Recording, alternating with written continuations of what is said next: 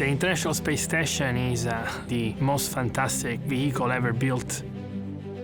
It's a one-of-a-kind laboratory orbiting about 250 miles above the Earth. And we perform experiments on the International Space Station. We can do science, we can do experiments, we can learn how to do things out of this world. And the result will help benefit the people on the ground. Space Station really provides an opportunity to explore, for example, say medical applications.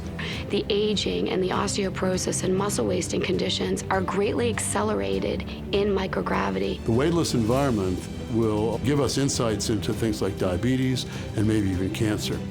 Understanding those phenomena allow us to look at how we can improve treatment of disease here on Earth. If we wouldn't have conducted experiments on the ISS, we wouldn't have known that you could use cold atmospheric plasma in such broad application areas we're now exploring.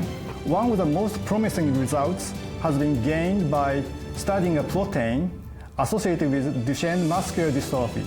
We may be able to slow the disease by half, potentially doubling the lifespan of many of these DMD patients.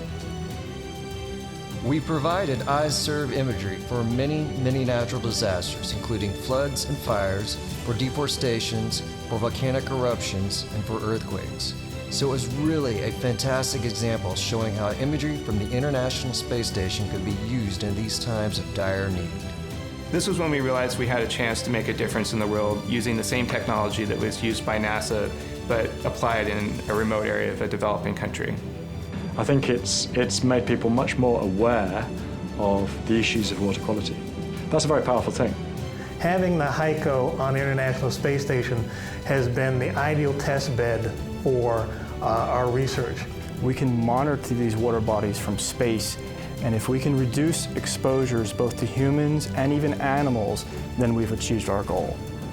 And now today, we're able to operate the largest fleet of Earth imaging satellites in human history. And none of that would have been possible without the International Space Station. The space station has done so many things for life on planet Earth. It shows us what human beings can do working together. It shows the science that we can discover. Over 2,000 experiments have flown on board ISS. 170 countries around the world have participated in some fashion, either in the ISS itself or in one of the experiments. Our rate of research is actually increasing. We're doing more today on board the space station for research than we have ever done before, and that's only going to continue in the future.